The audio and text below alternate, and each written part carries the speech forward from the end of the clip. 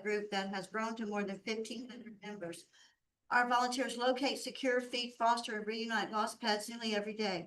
We maintain a pet registry, have 2 microchip scanners, and even have access to drones.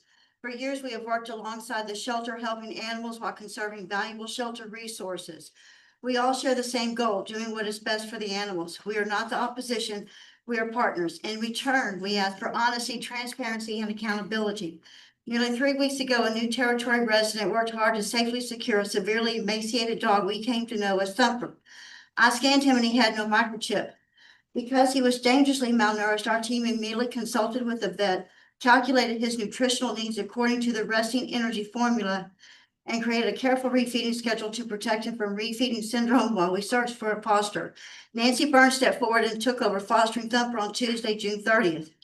When she picked him up from the shelter, she was not provided the specialized food or feeding instructions he required, so our group supplied both that night. We also requested permission to take him to a vet for blood work and a comprehensive exam. After asking multiple times, Nancy was allowed to take to a vet on Thursday, July 2nd. When Nancy returned to pick him up, she was told the shelter had already taken Thumper and that he would be placed with a medical foster. We accepted that decision because our only concern has always been what is best for Thumper. Nancy also expressed her desire to adopt him and provide him with a permanent home. She has been told that she will not be allowed to adopt Thumper because of her prior affiliation with Thumper. We are deeply saddened and confused by this decision. Do we still have a foster to adopt program? For the past several weeks, we have repeatedly called to check on Thumper's condition. Each time we have been told he is at the shelter in isolation, while at the same time we are also being told he is with a foster and is only at the shelter on occasion for monitoring and checkups. This has been a source of confusion for us as well. We have never received true confirmation that he was in a foster home over the long holiday weekend when the shelter was closed, including the following week when 24/7 care was critical. That lack of transparency and conflicting information is concerning. We know that dogs recovering from severe neglect often do far better in a home environment than in a kennel. We know the damage that can occur when animals are in isolation for a long period of time. Nancy has already demonstrated her commitment to Thumper and is ready to provide him with a safe, loving, permanent home and the around-the-clock care he needs. This is not about challenging the shelter. It is about asking that decisions be guided by what is truly in the best interest. We're asking the shelter to work with the community volunteers who have supported these animals for years and to allow Thumper to go home with Nancy Byrne. Thank you.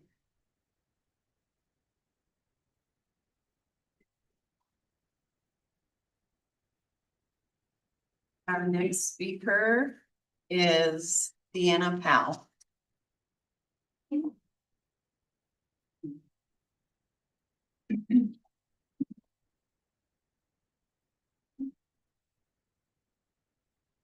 afternoon. My name is Deanna Powell, and I am also a resident of New Territory. I live at 6315 Goodloe Park. So I have been a resident of Sugar Land for the past 3 years. I am here today as a supporter of animal welfare and as someone who wants to see a stronger, more collaborative relationship between Sugar Land Animal Services and the residents they serve. I was not living in Sugar Land during the events that led to the departure of several volunteers years ago, and I do not know all of the facts surrounding these decisions. What I do know is that many residents continue to speak about a breakdown in trust between the shelter and members of the community. Whether that perception is entirely fair or not, perception matters. To many residents, it can appear that those who question policies or decisions are excluded from the conversation rather than engaged in it. This may not be the intent, but it is the impression of some community members have been left with. Recently, many of us have been concerned about a severely emaciated dog named Thumper. Community members reached out respectfully to Animal Services seeking information about his condition, his care plan, and the reasoning behind certain placement decisions. After following up, we received a brief update that Thumper was doing well, had gained weight, and was currently with a foster. We were grateful for that information. However, many of the broader questions regarding communication, decision-making, and foster placement remain unanswered. I am not here to argue that Sugar Land Animal Services made the wrong decision. I am not here to criticize the dedicated staff who work every day to care for the animals. Rather, I'm asking for something very simple: greater transparency. Transparency regarding foster policies, transparency regarding adoption and foster to adopt procedures, transparency regarding euthanasia rates and the reasons behind those decisions, transparency regarding how major decisions are made and communicated to volunteers and residents. When information is difficult to obtain, people often fill in the gaps with assumptions. That's where mistrust grows. But when organizations communicate openly and consistently, even difficult decisions become easier for the public to understand and accept. There is a saying, clarity is kindness. Clear policies, clear communication, and clear explanations build trust. And trust is essential if animal services in the community are going to work together towards their shared goal of protecting vulnerable animals. I believe the residents of New Territory, Telfair, and Sugar Land want to be partners with Sugar Land Animal Services. We are not opponents. We are advocates for the same animals. I respectfully ask today that to encourage greater transparency, stronger community engagement, and renewed efforts to rebuild trust between the shelter and the residents who care so deeply about its mission. Thank you. Our third speaker is Sanjay Singhal.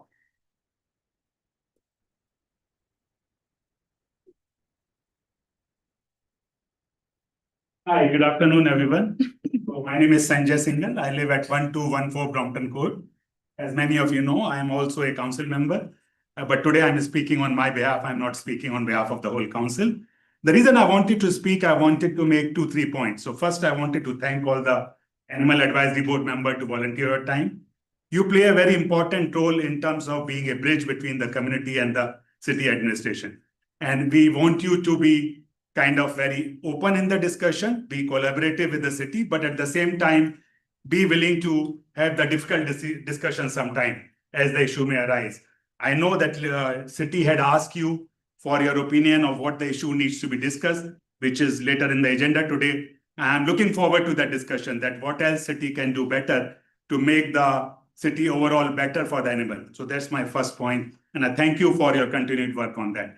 Second, as previous speaker said, I think we need to work on getting more collaborative work environment between the citizen and the city and the Animal Advisory Board altogether, because somehow we need to fill that gap between the perception on two sides and make it as a trust and one team, because the animal services will perform well only when they are working together with the volunteers and the whole team. And somehow we need to achieve that. I don't think we are there yet. And I believe that if we can put more effort to get that collaboration going, that will be good for overall everybody, including the animals. And third point I want to raise is we have a very important project coming up, which is about the animal shelter, the new animal shelter. This is a very ambitious and important project for us. And I believe it is later on the agenda today to discuss about the design and the location and timeline. Feel free to give your input, reach out to the other citizens. The more input we can get, the better design and the working of that animal center we can get, the better it will be for the community. With that, I thank everyone, including the city staff, for your collaboration, and thank you.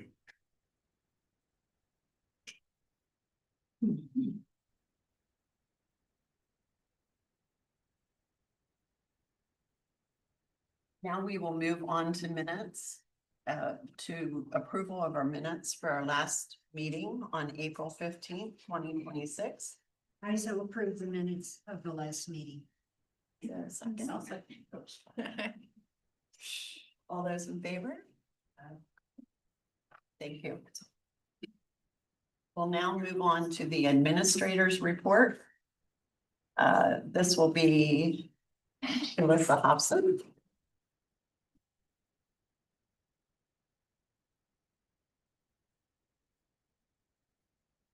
Afternoon. Thank you all for coming. Before I get started, I just wanted to give a brief overview of Thumper. Thumper is doing well. He is in foster with a staff member who has more than 5 years experience with medical, working as a vet tech in medical and working in the shelter. And then he has been tagged by a rescue. And the rescue will be taking him as soon as their foster gets back from vacation, so. All right, the first thing I want to do is follow up on some things that the board brought up last meeting. The board and some citizens.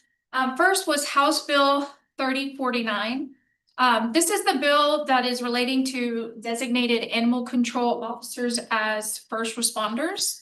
Unfortunately, the bill died in committee. It was referred to the House of Homeland Security, Public Safety, and Veteran Affairs Committee in March of 2025, but that's the last recorded action. Since the legislative regular session closed, any bill that had not been discussed is considered dead. The next thing, it kind of goes through a couple. The shelter TNVR transport, local veterinary partners, and our spay and neuter framework. So there was a lot of questions about our spay and neuter partnership and how we transport our feral cats. So we selected a high volume spay neuter clinic because their pricing allows us to serve a lot more animals within our budget. High volume clinics are built specifically for this purpose. Their facility staffing and surgical workflows are designed around a large number of sterilization like we send to them. Our local veterinarians, they're amazing. We do partner with them. And they provide excellent care, but they have a different business model. It's built around comprehensive care, not high volume sterilization. And they cannot match that price point that we're currently getting. So it's not a reflection of local veterinarians. It's just a matter of stewardship of tax dollars. Every dollar saved per surgery is another animal we can sterilize or help with medical expenses. We did evaluate local options, but there was a substantial price difference, enough that partnering locally would have meaningfully reduced the number of surgeries we could perform. Related to that, we're currently unable to offer feral cat drop-off where the community brings them to us, we intake them, we transport them. Our transport vehicle to the spay and neuter clinics, it's already at capacity just with shelter animals. And we just don't have the staff to receive, hold, and transport trapped cats in addition to our shelter population. In addition, when residents bring their feral cats to the high volume spay and neuter, they actually get an additional discount that even the city would get. So if they were to bring them to us and we transport them, we would have to pay an additional $15 per cat. And lastly, it's in the cat's best interest to not come into the shelter environment. Feral cats are not used to that. It's already scary for friendly cats. So having them be able to be trapped, go to surgery, and then released without the shelter involved is a lot less on the cats. All right, animal licensing and microchipping. So based on your feedback, we've decided not to move forward with pet licensing proposal at this time. And that was just based on the board's feedback. There were some questions about our KPI dashboard. There was a request on that dashboard to show length of stay of animals. Currently, that data is already available on our department website. So when you go to the public view, you can see how long each animal has been in our care. So adding that same view to our dashboard, it would require the city to build an additional module. And since it's already available on our website, that right now we're not looking at pursuing that. And then there was some questions about donations, kind of where we stand, two parts, ours and legacy. So we have Kimberly Terrell here to talk about legacy later in the presentation. Right now, I'm just going to talk about our donations. So we started off the year with a balance of about $85,000. So far this year, we've collected just over $20,000 and then interest about almost $6,000 more. However, we've spent about $1,700 all in animal care. And that was kind of what I've showed you each quarter, and we'll go through this quarter's as well. So right now, we're looking at a balance about $176,000.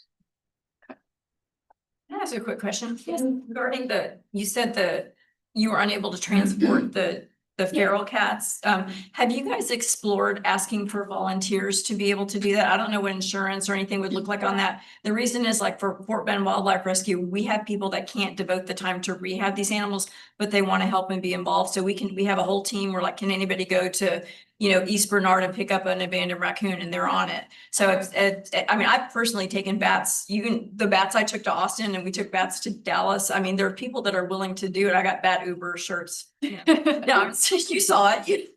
So have you guys explored that? We have not. I think that our TNBR program has a lot of opportunity for growth.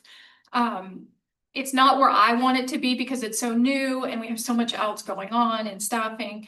But that is something I can definitely explore, because if we do have volunteers available, we could kind of make a program part of it. And I don't think it would be hard, because whenever, like after the freezes, we've had to take animals, and there was never a shortage of people. And I mean, we'll pay for our own gas. I mean, the shelter offered to pay for our gas, and most people didn't want reimbursement. So I think they may not be able to volunteer on a regular basis, but can give a dog a ride to, wherever. So. And we used to do that all, I think I've mentioned it before, when we would take wildlife to the SPCA to. We do that daily. Well, So, but I didn't realize. they used to put out calls to the volunteers, and Okay. most of the times it was the volunteers that drove. I did it a lot. And I think that would be another way of, like, when we talk about transparency and putting forward a partnership. Yeah. I think instead of saying we're all doing this and I think that's really gonna help open it up. If they say, hey, can y'all help us in sport, whatever, I think you're gonna get a positive response, and I think that'll help just with what's the word I'm looking for? Since then, staff spending their whole day driving. That is a great idea. I will get with our volunteer coordinator and we'll see what we can do. Thank you. Thanks.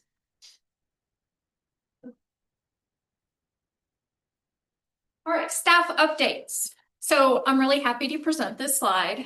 We recently welcomed 2 new kennel techs. Arlene is our full-time kennel tech, and Aaliyah is our part-time kennel tech. I provided photos, that way you could put names with faces.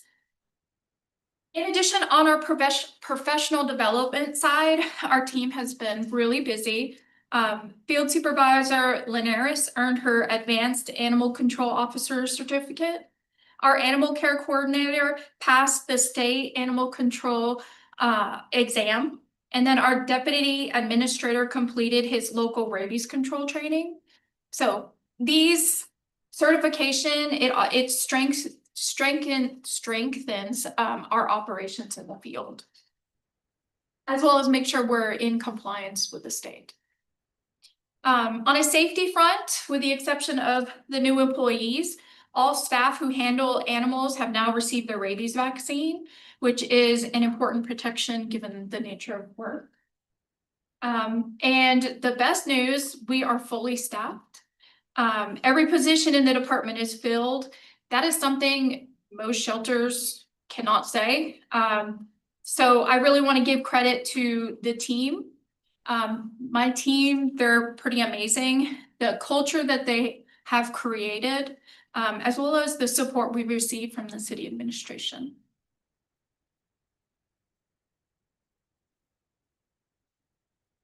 All right, outreach. So in May, so wrapping up the end of the school year, we've participated in a lot of events. So we participated in confunctuation, kind of like convocation, but they wanted to make it fun. That was through Fort Bend County. It was held at Fort Bend County Fairgrounds, where the staff was able to connect with 5,000 educators that kind of came through. During the second quarter, staff represented the department at 7 adoption events, as well as 3 career days at local elementary school and high schools. The department also launched its first volunteer and foster newsletter. It's a quarterly publication to keep stakeholders informed, recognized, and connected with the shelter. The second quarter one is about to come out in the next week or two. And after talking with the staff, we have decided we're going to forward it to the animal advisory board. That way you guys can be in the know as well. We had 3 students complete their veterinary technology externship in partnership with James Reese. They earned their certified veterinary assistant credentials and graduated high school, and they're still showing up every day to volunteer at the shelter. Our volunteer orientation, it's transitioned from a self-paced video format to a structured in-person session that includes a shelter tour, an overview of the available roles as a volunteer, and just that direct interaction with the staff. So we wanted to be able to bridge that gap. That way, when a volunteer shows up for their first shift, they know, where to go, who to ask. It also gives them that opportunity to ask questions. So let me see. Oh, and during this last quarter, we actually celebrated our Volunteer of the Year, which is pictured here. That is Stacey Litchfield. She is amazing. And the last thing is our social media. So the department's Facebook following has grown from 5,000 to 7,000 followers over the past year. So we had a 40% increase. Tracking monthly growth rate almost is 3%. The reach has grown. So reach is the total number of unique people that see our post. It's kind of like the size of the audience. That has grown as well, generating about 3,900 views in the most recent reporting period. So the good thing is the department is not just retaining our existing audience, we're reaching more residents and building that connection online.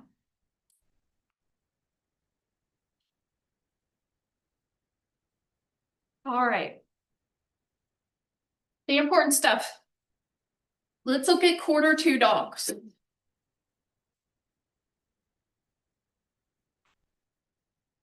So there's a pattern worth noting that I'm going to go through with y'all. So intake has been up 34% year over year. So in the same quarter last year, we took in 64 dogs. This year we took in 86. And that jump, it lines up with the trend that we've seen all year. And that's because we're open intake. We're not sending dogs away. So the good news is adoptions went up as well. So we had a 10% increase in adoptions. Our return to owner rate doubled from 12 in the quarter last year to 24. That return to owner number is kind of the best story of the data. It means that in the field, in the staff who search online when a dog comes in, they're working their best to get those animals reunited with their owners. Here's the part I want you to consider. So intake is growing faster than our outcomes. Roughly 34% increase, but our outcomes are only increasing about 21%. We actually had transfers decline from 10 in the same quarter last year to 7. Regional partners are really telling us that their capacity has tightened. They're reporting that with both cats and dogs. So the key takeaway, intake is climbing faster than we're moving dogs out. And if that gap continues, we're going to have a lot of pressure. But it's something that I'm watching closely going into the third quarter.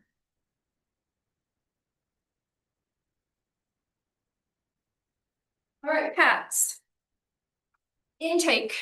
Cat intake, it's decreased year over year from 286 in quarter 2 last year to 218. But I want to be upfront. We're not comparing apples to apples. And that's because in January, we changed our how we handle those community cats, as we talked about earlier. We no longer take in feral cats to the shelter. Instead, we have the residents take them for the surgery and then return them to their colony. So, cats that would have appeared in our shelter in the intake numbers never enter the building. So we have this number, but then there's also the number of cats that we are paying for the surgery. They just never come into our care. That said, this outcome model, we designed it to keep the cats healthier because not entering the shelter is in their best interest. We still are getting cats though. In June, we took in a high at 110 cats. And that was similar to the same at last June. So seasonal kitten pressure, it's still very real. Adoptions, this is a standout success. Unlike intake, there's no comparison difference that it has issues. This is strictly good.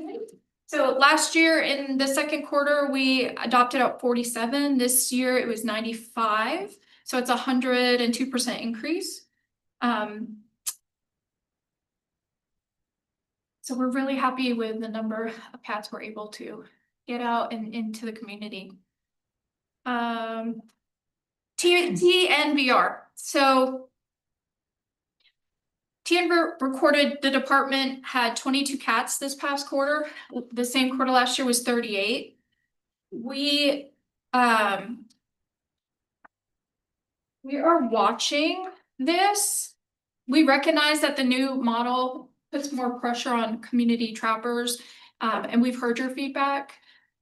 We're monitoring participation to make sure that sterilization is still taking place. Because our volume fall is shorter, we expect that to show up kind of down the road. But I think that, you know, looking at your ideas about having volunteers is a great idea. So hopefully that will help. In terms of return to owner, this is something that it's near zero both years, which is expected. Nobody really comes to the shelter to get their cats. It happens very rarely. So bottom line, the best part is that cat adoptions are up. We've more than doubled. There is a gap in the transfer partners. It's down slightly, but when we're reaching out to like Best Friends and some of our other partners that take cats, they're just completely full too. Well, that's a question. Do we ever get cats that have microchips? Very, very, like, I don't know if recently we've. People just don't like to microchip their cats for whatever reason. Okay, yeah. And we have microchips, and that's the thing. And then officers out in the field, they'll stop and ask citizens, but they're with dogs. So it's harder with cats. It's not even the cost, cause like we obviously heavily push it at work, and like it's not even the cost that bothers them. They'll just give the excuse, oh, it's an indoor cat, and it's like it is until it gets itself out. So I don't know. We do have a lot of the community events. I'll talk about it a little bit more later, where they're bringing them in to get vaccinated, and we really push it at that point. Okay, our live release rate. Let's take a look at kind of our big picture. Our live release rate for Q2 averaged 87%. This is up. A year ago, it was only 73%. That means we're roughly saving 13 to 14 more animals out of every 100 that come into the shelter. We're also handling a lot more animals, saving more of them, reuniting dogs with their owners.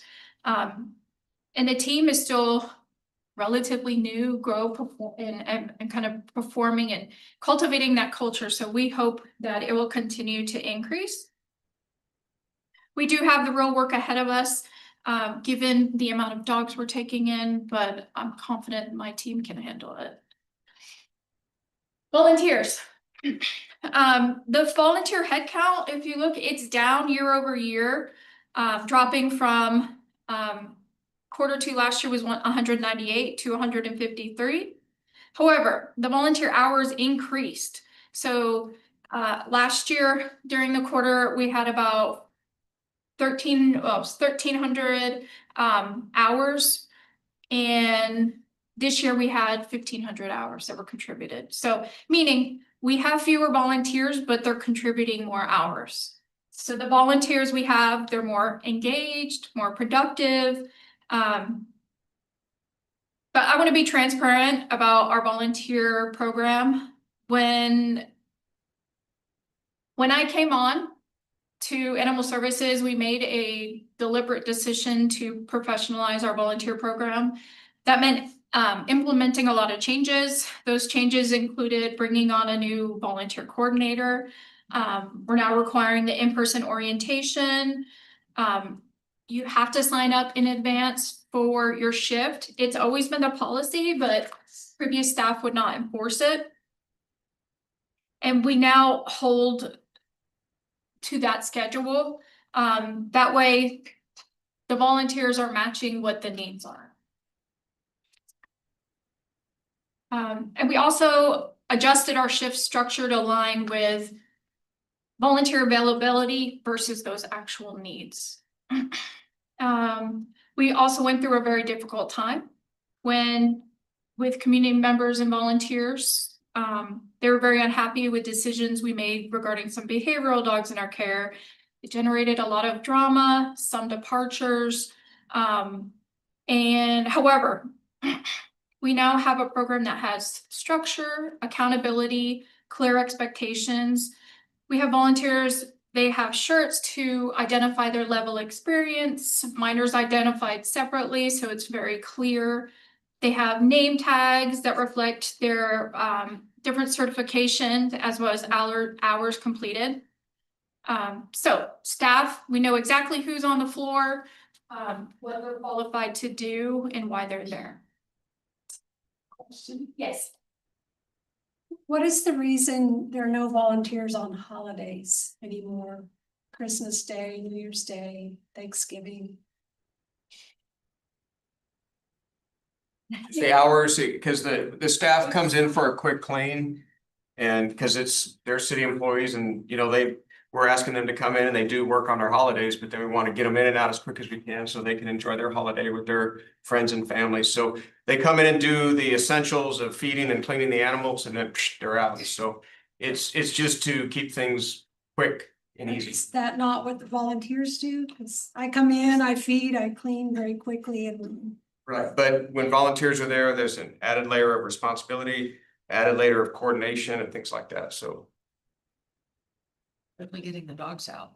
I mean, I don't. So once again, on the holidays, the city holidays, recognized holidays, we don't do a normal full day where all these valuable things that y'all do that we appreciate on a daily basis aren't done because it's a holiday. So we want to get the staff in and out in a couple hours. Well, I understand, but I mean, the morning shift, like the dog wars, getting the dogs out.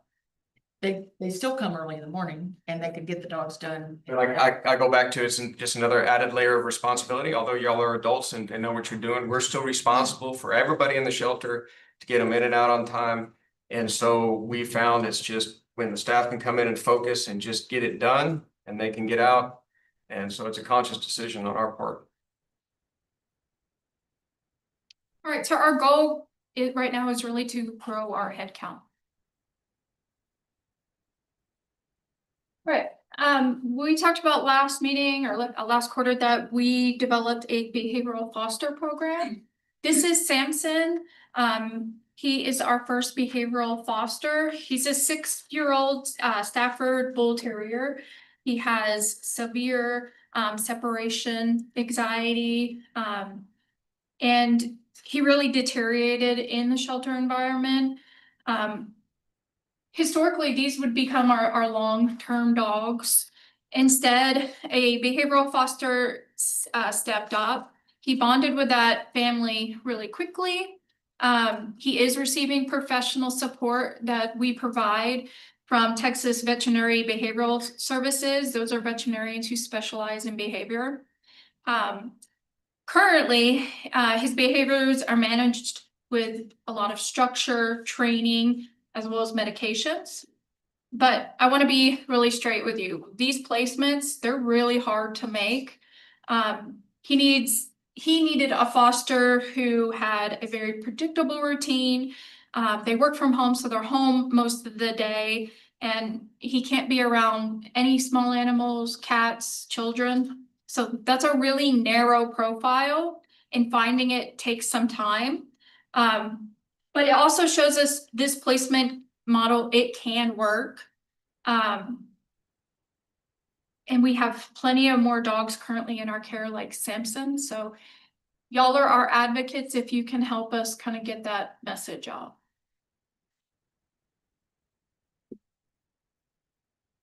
Okay.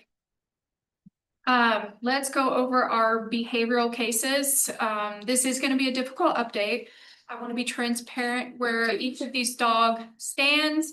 As you recall, we've been talking about these dogs for since the beginning of the year. And y'all know that they all have bite histories. So let's first start with Panda. Panda was humanely euthanized in late June after he bit 2 of his favorite handlers.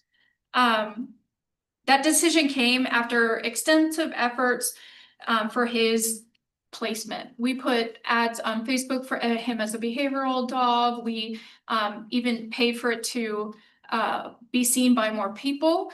He had over 30,000 views, but nobody stepped up to volunteer him. And his behavior, even with training and medication, started to escalate. And so in that week when he bit those 2 staff members who were his favorite, we made the decision to euthanize him. Second is Piglet. Piglet had, during the last quarter, had no behavioral improvement. We did consult with a veterinary behaviorist. And then Piglet started lunging at people, was highly reactive to any animal passes by, which is an issue because volunteers take our dogs out every day to walk, and it really upset Panda.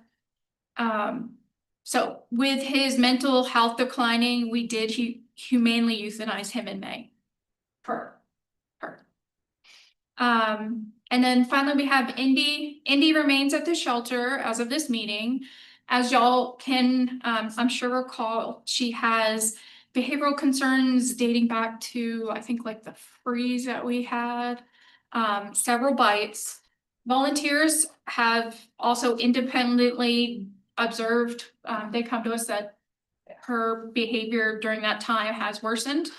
I want to be candid, without placement of a foster, her options really are narrowing. We are looking for a qualified placement. If it emerges, it will change the picture. But staff will make that determination and it will come back to you in October.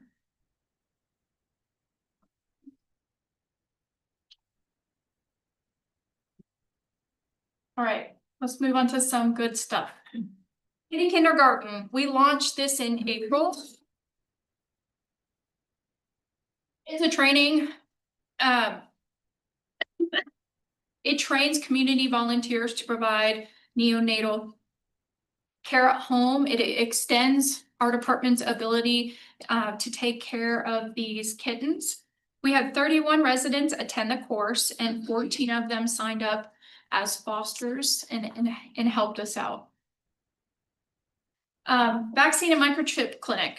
During the second quarter, the department administered about 113 DAPPs, 112 rabies vaccine, implanted 44 microchips.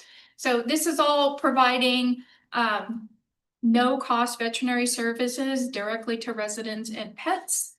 In addition, we did receive a grant from Petco, so we can continue this community program throughout the rest of the year. I believe the next one is scheduled for August 2nd. Did we just release signups? Can people sign up yet? Yes, it was posted yesterday on Facebook. Okay, so if y'all know anybody on our Facebook, they have the ability to sign up.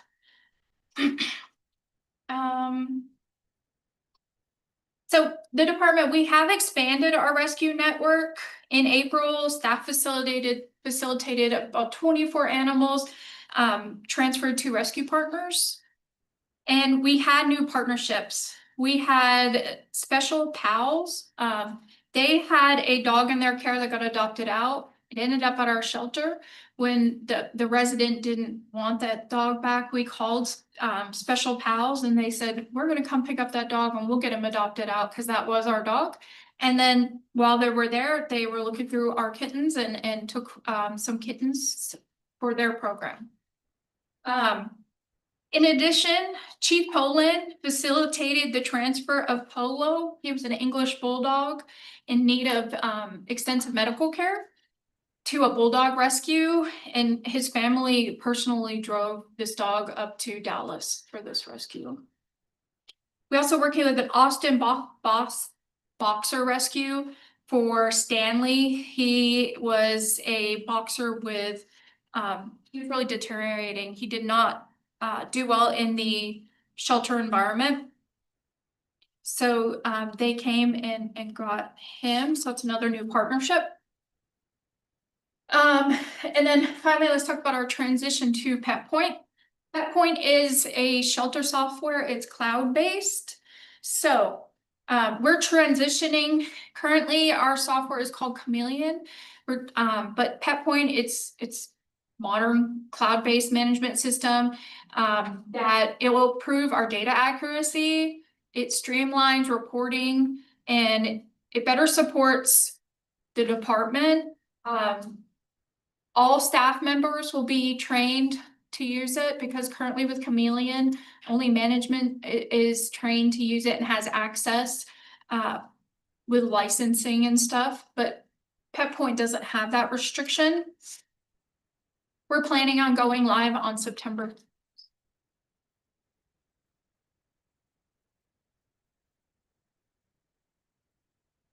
All right. So donors contribute to our shelter, and it really does make a difference in animals. In this quarter, we had 8 animals that received medical treatment funded entirely through donations, covering conditions ranging from hernia repair, skin infections, to internal bleeding, mastitis, a limb amputation following an animal being hit by a car, as well as that behavioral consult for Samson. So those 8 cases represent $5,497 in medical care that otherwise would have come out of our budget or go unfunded. Most shelters would have just euthanized these 8 animals, but we were able to get them care and then get them placement. So these aren't just abstract outcomes you donate to the shelter. They really do go to individual animals, and we really appreciate it.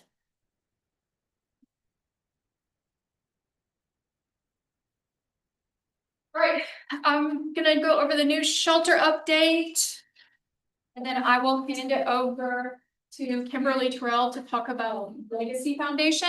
The new shelter. The proposed building, I think there were some questions about this last time. It's 18,589 square feet, very specific. 17,400 of it is air conditioned space, and then we have an 1,100 square foot unconditioned garage, so our Sally Port. The facility is designed for 70 dogs and 63 cats with flexible housing that can adapt to litters, bonded pairs, and changing populations. That number is not exact. Maybe with dogs, but even if you have a mom and pupsies, you're going to exceed that 70. With cats, the kennels that we have are designed for 2 cats per kennel. So you could have up to 120 cats, even more than that if it's a mom with babies. So those aren't hard numbers. It's flexible. It will have the dedicated surgical and recovery facilities, rabies quarantine. All of the environmental systems will be modern. And that will be significant help with our disease control. We're also building a space for dedicated to community engagement. So it'll be a classroom where we can hold events, as well as provide trainings. So on the timeline, we're currently in permitting. The plans have been submitted to permitting, and they expect it to run through August. After that, it will go out for bid. That process follows from August into September, and we expect to bring a construction contract to council in November. And then construction notice to proceed is anticipated for January. Question? I don't have a question, Melissa, fantastic update, thank you so much, it was very detailed. And I was able to review it in the package, but my question is that I was trying to look if it was on the city website for public to view it, Yes. it wasn't there, this Yes. presentation. They're working on it. It might even have, I received notification, can I publish this today? We received a lot of feedback when we posted this on social media that there was concerns about those numbers of 70 and 63 in square foot, and it's not enough. So we're trying to work on a way to express, yes, 63 cats, but that's not the whole story. And it's not about just capacity, because we're moving animals faster. Whether we have, 50 or 70 kennels, we'll have some open because we're moving them faster.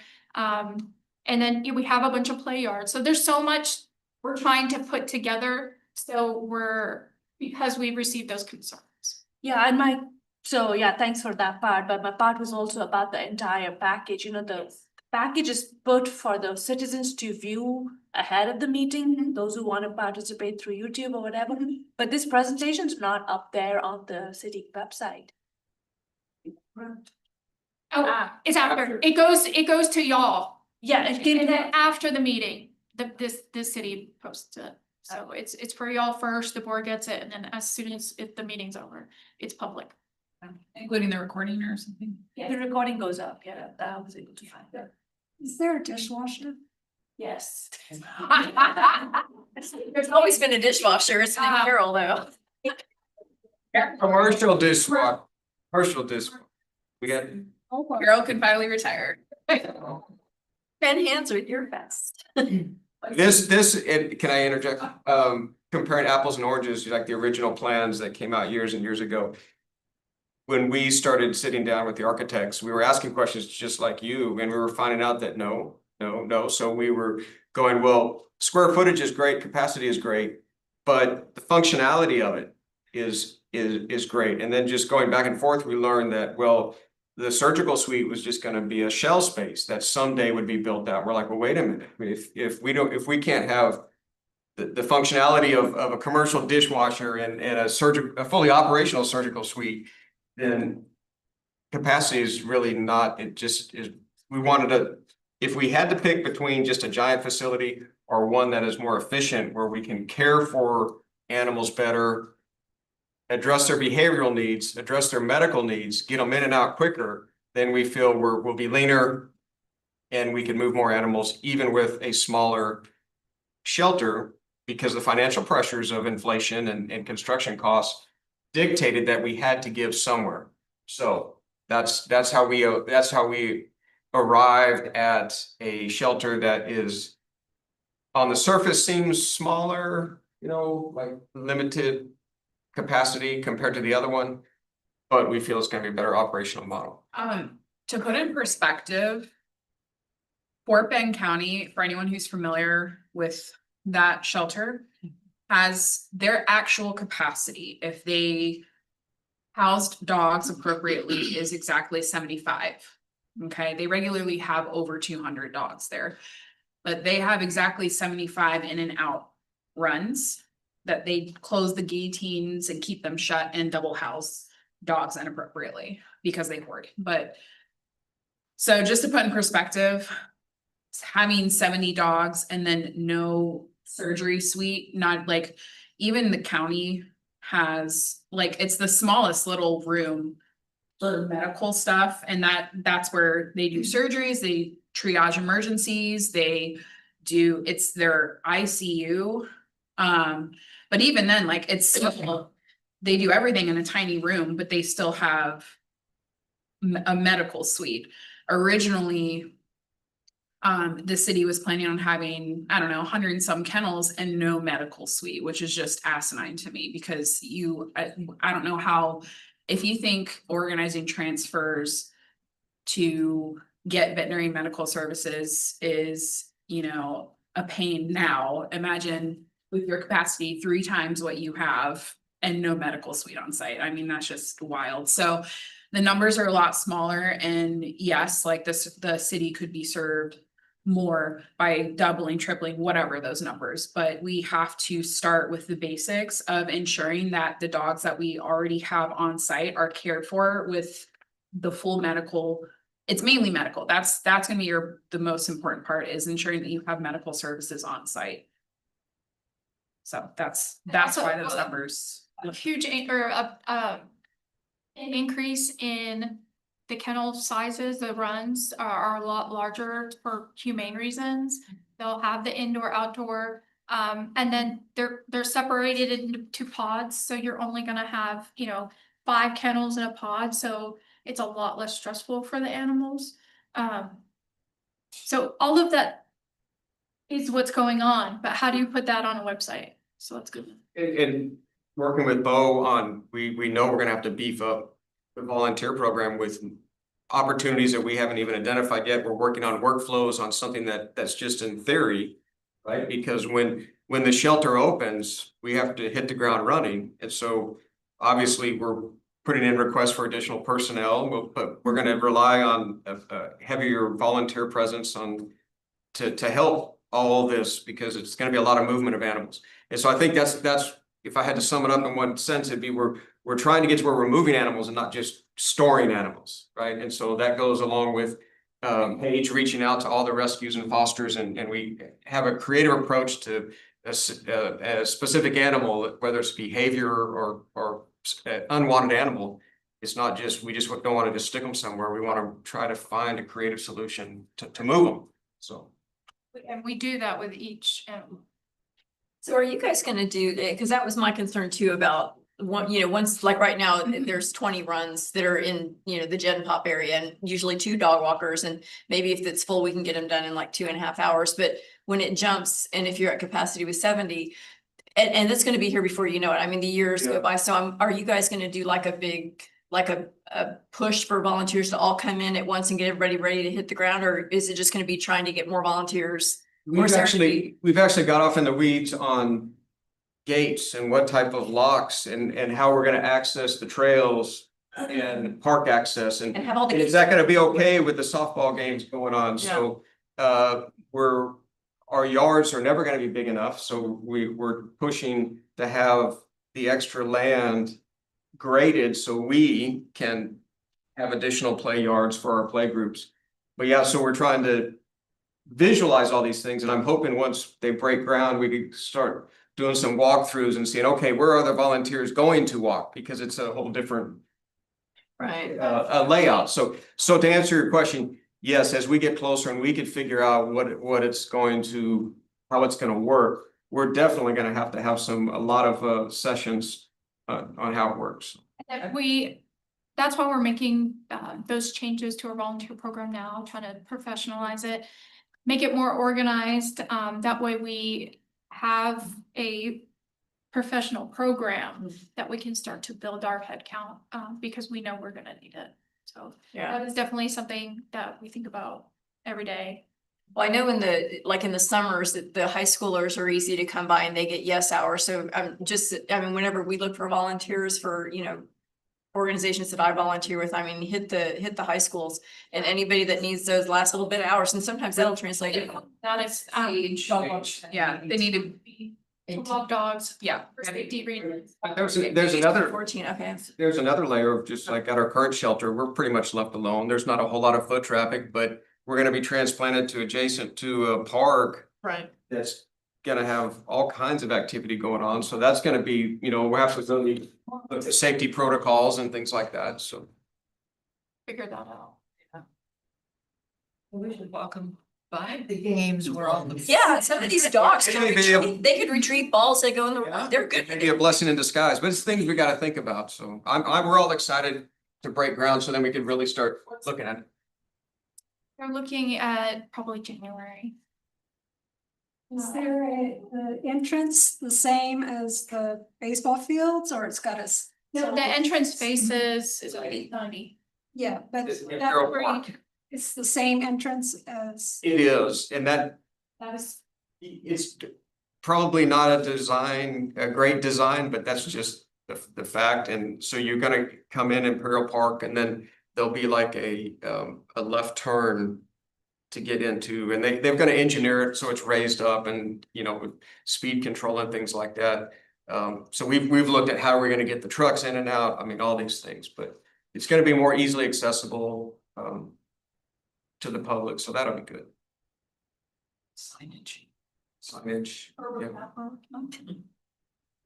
all right, before I have, Kimberly come up here, I just want to remind y'all that our next meeting is October 21st. Okay. Kimberly?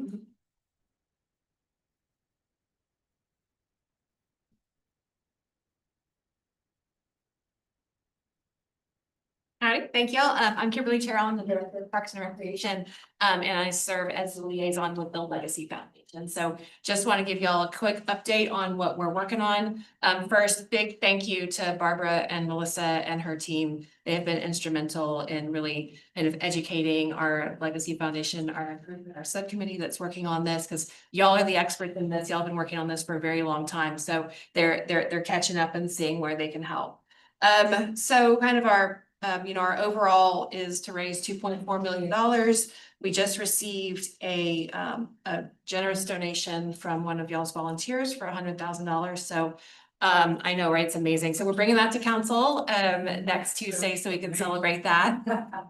So the total funds raised to date are about $130,000. So we've got a little bit to go. So we're always actively working on messaging. I know the team is tightening up our website today with making sure that we have the ask, the $2.4 million very much front and center to help sort of contribute to that sense of urgency and the ask and that piece. We are working actively on producing assets for distribution. So we want to make sure that everybody has things that they can use as tools in the toolbox, right? When they're having these conversations. So we would have these, sitting up at City Hall, we'd have these at the animal shelter. People can bring these to events. People can bring these to their favorite friends or companies that may be animal advocates and may be interested in fundraising. And it's a trifold there to have all that information. We also have a one pager that we're working on. So this can be something that you can have, displayed places. You can attach it to an email and some of those things. And it has, again, consistent messaging. Appreciate all of the help with that and the numbers and all of the compelling story, because folks need to understand the why and the urgency to this in order to help them really understand why it's important to the community. We're working on campaign giving levels that range from Friend at the Shelter, which is 1,000 to 5,000, up to Founding Visionary. I know Melissa and the team have been working on how those things are recognized, actually, working with the architect and what does that look like at the shelter, because folks want to be able to know what is that recognition going to look like? How is that going to be represented? So they're working on some of those things right now. The architect. We just put out an RFP for a video to 5 folks that's due in a couple of weeks. So they sent that out to folks on Monday. So we should be hearing back soon. And the video is going to, again, be a storytelling device that helps us tell our story and to help people understand why this is important to the community, and why it's important that we're raising this money. So I think that is everything. We're hoping to do either the Legacy Foundation put out a press release before or after the donation next week in order to kind of again be part of that storytelling. Folks are donating, here's how you can donate, and just getting those stories front and center. And we'd be happy if when we put that out, y'all can share on your Facebook, and that'd be great with all that message as well. So variety of things. So again, appreciate y'all helping us with this. Y'all are the experts in helping us tell this story. So Is this a charitable foundation? Is it a Yes, so this charitable is. donation? Yes, the Legacy Foundation is a 501c3 solely dedicated to city projects. So they've helped us with parks and they're helping with the animal shelter. And it can also be, so anything that's donated is tax deductible. They can also take donations for ongoing services as well as this capital project. So it would just be we just take it to council like we do the other donations, and the Legacy Foundation would provide it to the animal shelter. And are they set up to accept donations of stocks? Yes. Yes, yeah, donations of stocks, and we've done that before, and donations through wills and trusts and those as well. Yes. Is there a time or that the 2 point has to be raised by? Well, yes, it has to be raised prior to construction. Yes. Yes. So before January.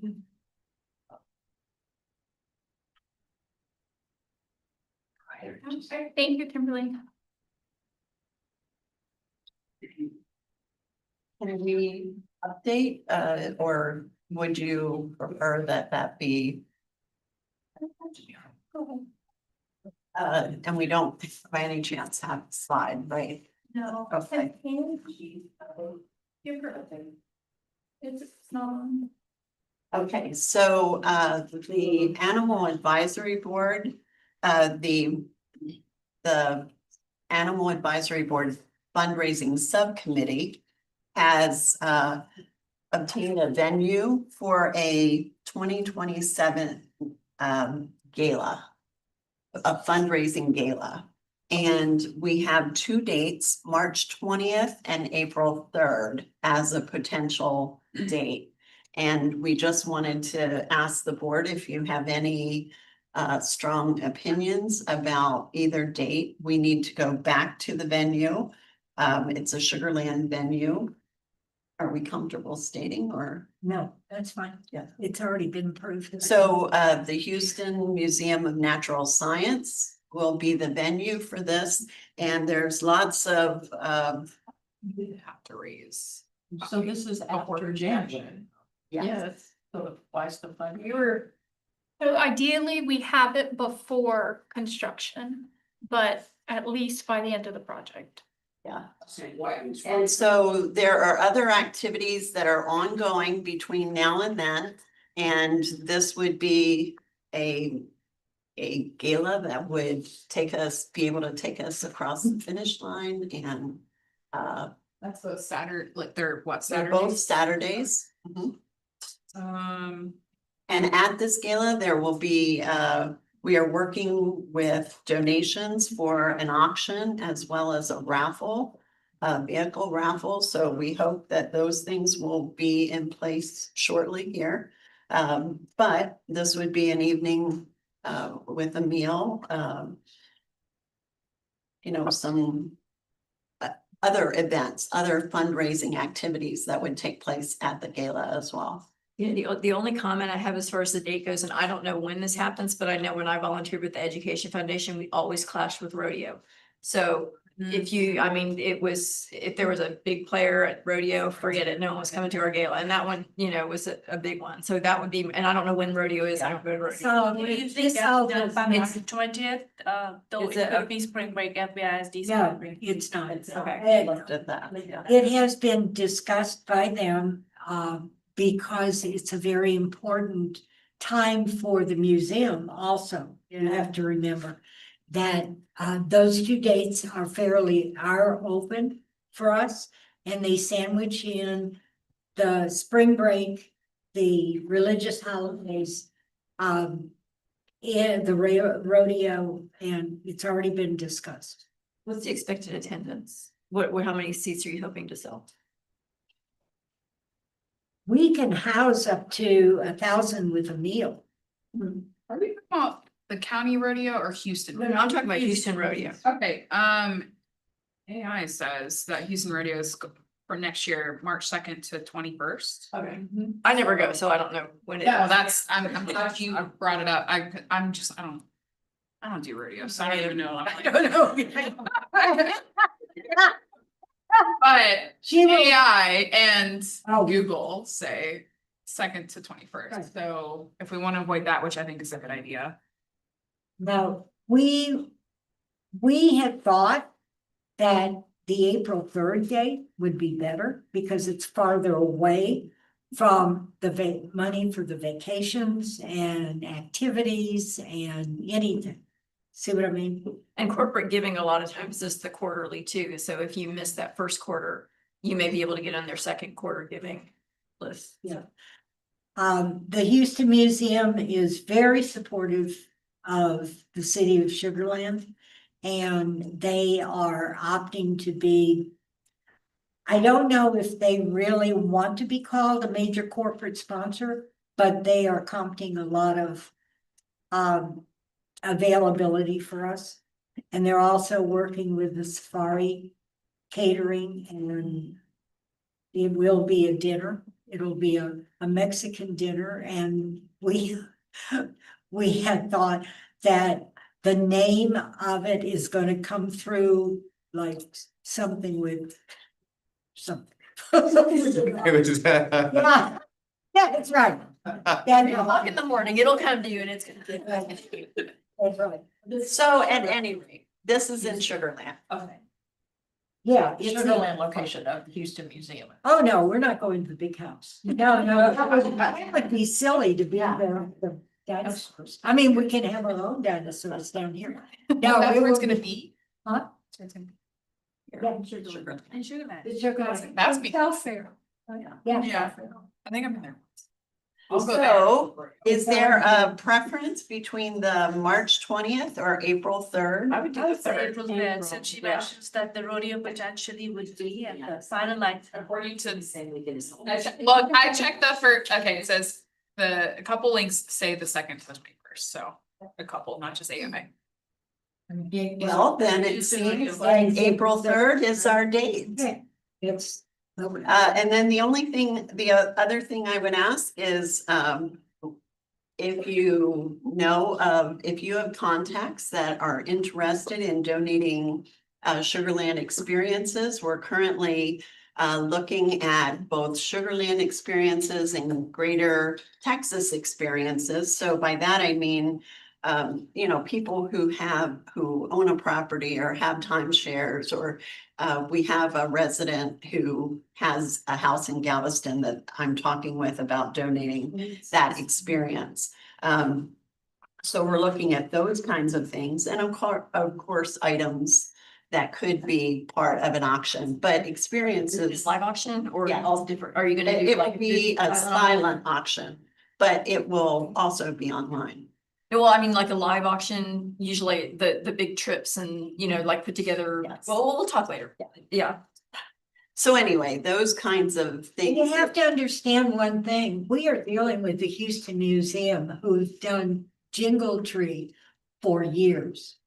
And they are giving us a lot of wealth of knowledge, how to maintain and raise a lot of money. You know, their corporate sponsors are Methodist Hospital, and so they're, you know, this is not a chintzy organization that we have partnered with by any means. You know, so they have been gracious enough to say, we'll throw it, we can do it.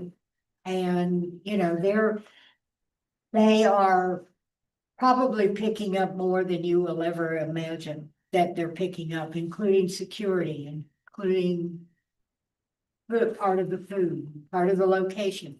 You know, you try to have a wedding over at Houston Museum. I think it's very priced. And so we are getting a lot of gifts from the Houston Museum, as well as a wealth of knowledge. So this is not, you know, just name that tune. I mean, it is, you know, and they have input with, and I was going to ask Kimberly about the media and how faster we need to get in touch with the media. I mean, this is not a chintzy endeavor that we have decided on. Yeah.